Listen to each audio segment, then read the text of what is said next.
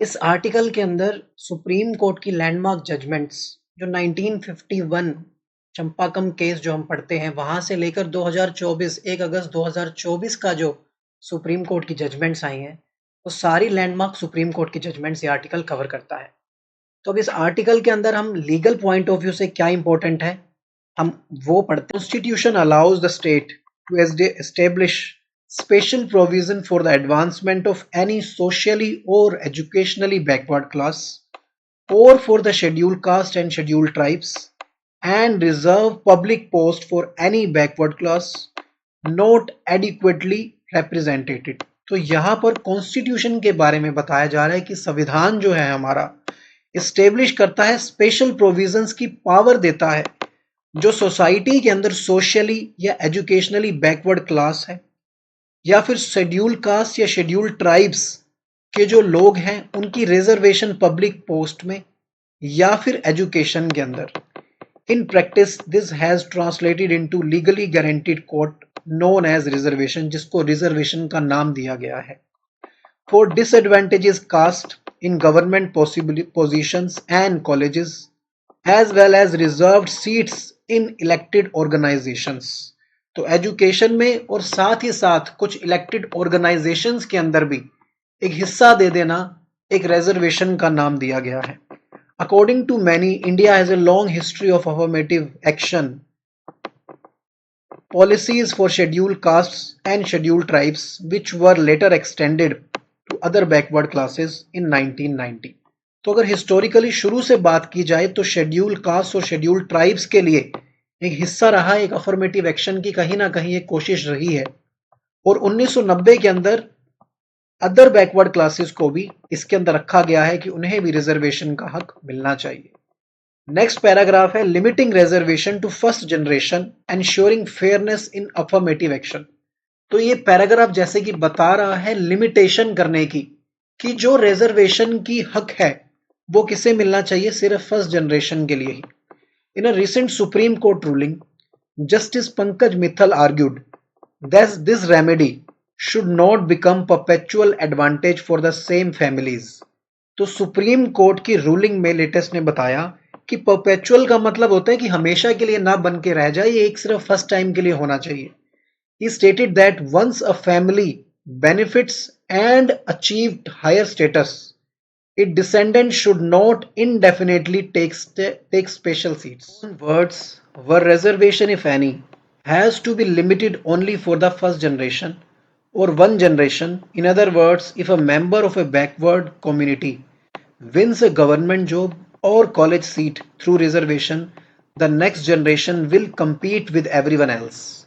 तो यहां पर बताया जा रहा है कि एक बार जब रिजर्वेशन का बेनिफिट मिल गया, चाहे वो फर्स्ट जनरेशन का ही हो या फिर कॉलेज में एडमिशन हो जाना बिकॉज ऑफ द रिजर्वेशन, वो एक बार ही मिलना चाहिए, वो परपेचुअल ना होने चाहिए। This notion is similar to the creamy layer criteria which already utilized for OBC quotas। Limiting quotas to one generation would prevent affluent families from monopolizing benefits with a community। Critics of unfettered quotas point out that the more affluent SC/ST families frequently send numerous members to reserved posting, in contrast to many poorer families who continue to get no benefits। तो यानी कि जब जो SC/STs हैं जिन्होंने reservation का benefit ले लिया, अब वो एक सोसाइटी के अंदर उनको रिजर्वेशन का बेनिफिट मिला, यानी कि जो नीचे थे कहीं ना कहीं अब वो क्या है एक पोजीशन पर पहुंच गए हैं। अब दूसरे जो सेक्शन ऑफ सोसाइटी है कि लोग हैं उसे रिजर्वेशन का क्या है हक मिलना चाहिए। Introducing a generational cap or a periodic review would free up seats for people who have never advanced to the system। According to one study, eliminating the advanced segment prevents their capture for benefits, improving the reach to the most marginalized। Next इसके अंदर कह रहे हैं in practice this means the greater possibilities for children from the poorest homes rather than benefits going down through generation of the same family. तो यानी कि सबको बारी मिलनी चाहिए, जो पुअर फैमिली से एक्चुअली जो डिजर्व करता है उसको मौका मिलना चाहिए और एक बार मौका मिल जाता है तो दोबारा से उसे मौका ना देकर जो दूसरे सेक्शन ऑफ सोसाइटी के पीपल हैं जो वेट कर रहे हैं रिजर्वेशन का, उनकी बारी आने का, उन्हें मौका मिलना चाहिए। Constitutional mandates and reservation law. The Indian constitution specifically allows for caste based quota. Article 15 subclause 4 makes particular provision for SC ST and other backward classes, while Article 16 subclause 4 allows for the reservation of government posts for underrepresentation backward classes। तो 15(4) जो है हमारे संविधान का makes particular provisions for SC ST and other backward classes की बात करता है, और आर्टिकल 16(4) जो है वो रिजर्वेशन गवर्नमेंट पोस्ट की बात करता है under representation backward classes. As a result current central politics allocate approximately 49.5% of the employment and college seat to SC STs and OBC। आगे फर्दर डाटा दिया गया है। These quotas apply to all public sector jobs including universities and legislature. Some states go much further, such as Tamil Nadu, which reserves 69% of seats exceeding the 50% of the percent cap। जो कि 50% cap हम ये पढ़ेंगे इंदिरा सावने की judgement के अंदर भी 50% cap का कहा गया था। तमिलनाडु ने उसे ओवर रीच किया है और 69% तक भी रिजर्वेशन दिया है। In local administration, village and city councils, constitutional amendments have also reserved seats for SC/ST members and proportion to the population, and women have been guaranteed 1/3 of all panchayat municipal seats since 1994। तो ये 73rd and 74th amendment जो है municipalities को लेकर, पंचायत को लेकर उसकी बात कर रहे हैं, जिसके अंदर राइट भी दिया गया है वुमेन्स को भी पार्टिसिपेट करने का। Give a voice to disadvantage groups in grass root politics, यानी कि जहां से पॉलिटिक्स शुरू हो रही है पंचायती लेवल से। इन 2019 the government pass the 103 constitutional amendment which allow for the reservation only on economic grounds, यानी कि अगर मैं इकोनॉमिक ग्राउंड्स कहूं, कहीं ना कहीं सैलरी बेसिस के ऊपर, इनकम के बेसिस के ऊपर, ग्राउंड्स के ऊपर 103 जो है अमेंडमेंट हुई थी। It introduced clauses Article 15 subclause 6 and 16 subclause 6 which allows up to 10% of jobs and college seats to reserved from economically weaker sections who are not already classified as SC, ST and OBC। तो यानी कि EWS Kota 10% अलग से देने की बात इस article में की जा रही है कि जो 10% जो कोटा है in additional to existing reservation and was confirmed by the Supreme Court in 2022 and 2023।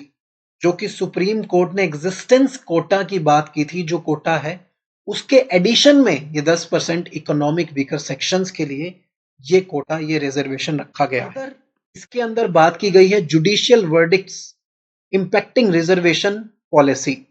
सबसे पहला केस जो निकल के आता है वो है चंपाकम 1951 का, held by the supreme court on supremacy of the fundamental rights over directive principles of state policy, जिसमें सुप्रीम कोर्ट ने फंडामेंटल राइट्स को सुप्रीम रखा था as compare to directive policy.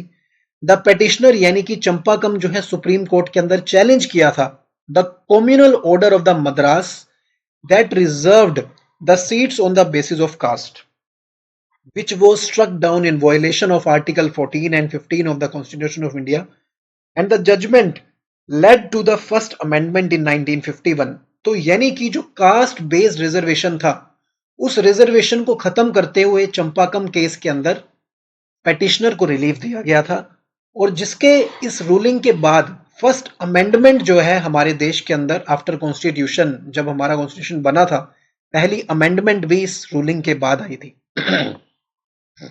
और फर्स्ट अमेंडमेंट के तहत which introduced article 15(4) to allow action policies, जिसके अंदर फर्दर इसके अंदर एक्शन पॉलिसीज की बात की भी की गई थी फॉर बैकवर्ड क्लासेस। तो ये जो 15 clause 4 to allow action policies for backward classes, ये फर्स्ट अमेंडमेंट के अंदर ऐड किया गया था। उसके बाद इंदिरा सवाने की जजमेंट 1992 के अंदर इसके अंदर बात की गई थी रिजर्वेशन फॉर OBC अपहेल्ड। जो अदर बैकवर्ड क्लासेस हैं उनके रिजर्वेशन को अपहेल्ड किया गया था। साथ ही टोटल रिजर्वेशन को 50% उसके ऊपर लिमिट लगा दी गई थी कि 50% एससीज प्लस एसटीज एंड ओबीसी के लिए 50% लिमिट रहेगी, can not exceed except extra ordinary situation के अंदर ही जिसे बढ़ाया जा सकता है। क्रीमी लेयर एक्सक्लूड कर दिया गया था। इकोनॉमिक क्रीमी लेयर का बेसिकली वो मतलब है कि वो सोसाइटी के लोग जो एससी एसटी के ही हैं लेकिन उन्हें एक अलग लेवल के ऊपर स्टैंडर्ड पे पहुंच गए हैं जिन्हें रिजर्वेशन की रिक्वायरमेंट नहीं है। तो यहां पर क्रीमी लेयर को एक्सक्लूड किया गया था। Economically and socially advanced members of OBC should be excluded from reservation. तो यहां पर बताया गया था कि जो सोसाइटी के लोग इकोनॉमिकली एडवांस पहुंच चुके हैं उन्हें रिजर्वेशन की रिक्वायरमेंट नहीं है, तो उन्हें नहीं मिलेगा। No reservation in promotions employees only on initial appointments. अगली बात सुप्रीम कोर्ट ने कही कि प्रोमोशन के अंदर जरूरत नहीं है रिजर्वेशन की, सिर्फ इनिशियल अपॉइंटमेंट की ही। हालांकि इस चीज के अंदर फर्दर इसको चैलेंज भी किया गया था, यानी कि अमेंडमेंट भी आई थी इसके ऊपर। Court accepted that caste can be relevant factor in identifying backward classes but not a sole criteria.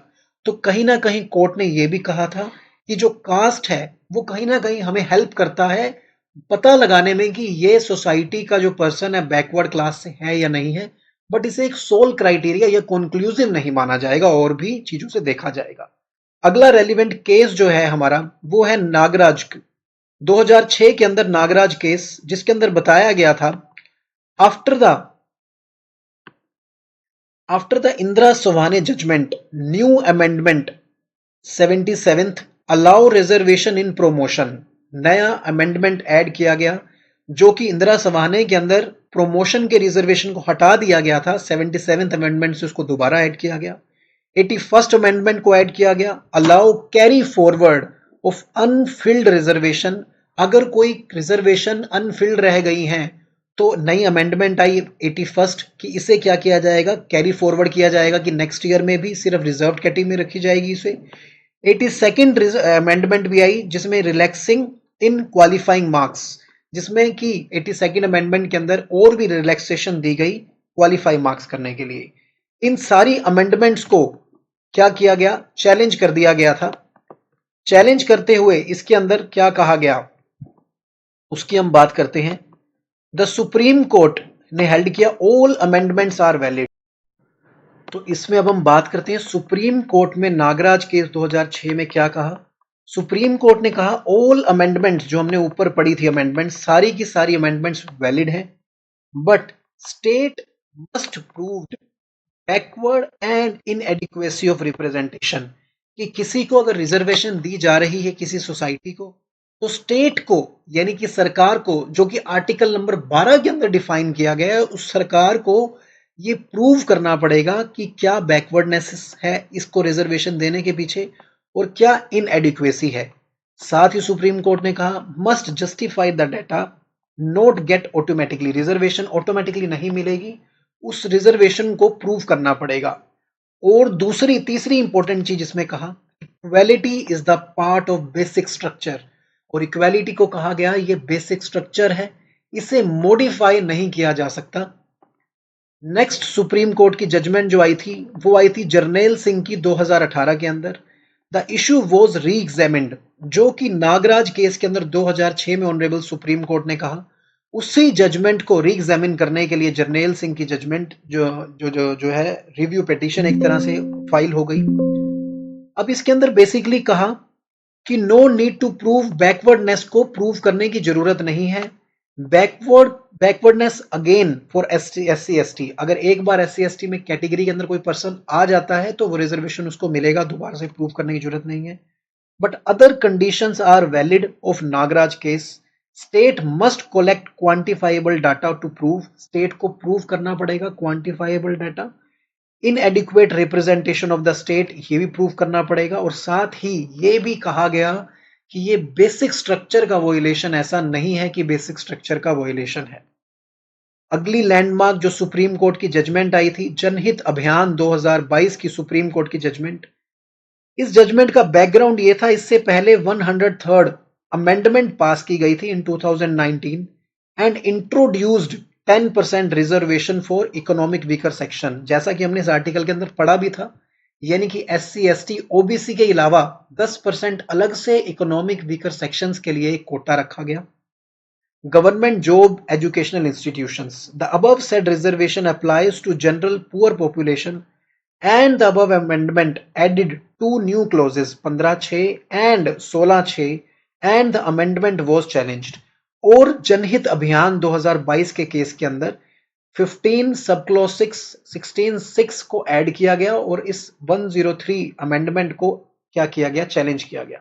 Supreme court ने कहा कि अमेंडमेंट बिल्कुल वैलिड है, economic criteria is not against constitution of India, और इकोनॉमिक जस्टिस जैसे कि हमारा preamble भी कहता है अचीव करने के लिए, तो इसीलिए ही ये वैलिड है and not violets the 50% limit for existing category. और ये 50% की लिमिट जो है उसे भी क्या कर सकते हैं, उसे भी वायलेट नहीं करता, क्योंकि 50% की जो लिमिट है वो एग्जिस्टिंग लिमिट के लिए है और EWS जो कोटा है वो न्यू कोटा जो है सुप्रीम यहां पर सरकार लेकर आई है। लेटेस्ट जो जजमेंट जो है 2024 की, जिसमें मैं कहूं 1 अगस्त 2024 की, जिसका नाम है state of Punjab and others versus Devendra Singh and others, 1 अगस्त 2024 की सुप्रीम कोर्ट की judgment. Supreme court states can sub-classify SC and ST for the purpose of reservation under Article 15 and 16। तो यहाँ पर सुप्रीम कोर्ट ने कहा अगर स्टेट चाहे तो SC ST जिसको जो कोटा देने की पावर है, अगर स्टेट चाहे तो उसे सब कैटेगराइज भी कर सकती है ताकि ज्यादा से ज्यादा लोगों को उसका बेनिफिट मिल सके। State can create internal categories to more equitable distribution. Further creamy layer concept applies to OBC can be applied to the SC ST subject to appropriate categories, criteria and safeguards। तो जो creamy layer का concept है वो OBC के ऊपर भी apply किया जा सकता है, लेकिन it should be apply properly, ध्यान में रखते हुए सारी चीजों को। Next, legal point of view से अगर हम आर्टिकल देखें तो beyond caste and class, India has move to expand quota other disadvantages groups. The rights of person with disabilities act 2016 requires 4%, यानी कि अगर मैं बात करूं बियॉन्ड कास्ट रिजर्वेशन की, तो हमारा देश जो है और तरह की रिजर्वेशन जो डिसएडवांटेज सेक्शंस हैं, एक तरह से मैं कहूं, उनके लिए भी रिजर्वेशन की बात करता है, जिस एक्ट का नाम दिया गया है rights of person with disabilities act 2016 का, जो कि 4% रिजर्वेशन की बात कर रहा है। Reserve of government job for people with baseline disabilities, तो अगर कोई डिसेबिलिटीज है तो उसके लिए भी कोटा की बात कर रहे हैं। States are now implementing this. For example, Uttar Pradesh has announced a 4% quota for disabled candidates in all government job opening. The 2009 Right to Education Act mandates that private schools to reserve 25% of the first grade seats for disadvantages, mostly low income or rural children, providing them free education through 8th grade. India's constitution also protects minority rights. Article 29(30) protects the cultural and educational rights of religious and linguistic minorities, and institutions run by the minorities can even set their own admission standards। तो यानी कि एक अगर marginalise society, हमने SC STs की बात की, OBC category की बात की, EWS की बात की, इसके अलावा रिजर्वेशन की ये भी बात कर रहे हैं, डिसेबिलिटीज को लेकर बात की हमने ऊपर, और दूसरी तरफ जो माइनॉरिटीज की यहाँ पर राइट्स की बात कर रहे हैं, जो हमारे संविधान के अंदर under article 229, under article 29 and 30 भी संविधान हमारा बताता है। However, there are no separate religious quota. The national level, the Supreme Court and top scholars have consistently said that India's reservation policy is based on caste and class, not faith। अगली बात जो है, government have support affirmative action initiative to help underprivileged groups in accordance with the constitutional direction under Article 46 of the Constitution of India, जो कि हमारा further constitution में बात कर रहा है। तो ये जो आर्टिकल जो हमने पूरा समझा, ये रिजर्वेशन की बात कर रहा है पूरा आर्टिकल। अगर आपको ये आर्टिकल अच्छा लगा तो प्लीज आप इस चैनल को सब्सक्राइब कीजिए, शेयर कीजिए। अगर आपके कुछ क्वेश्चंस हैं तो आप कमेंट करके जरूर बताइए। Thank you so much for watching this video. This is advocate Anshul Bajaj.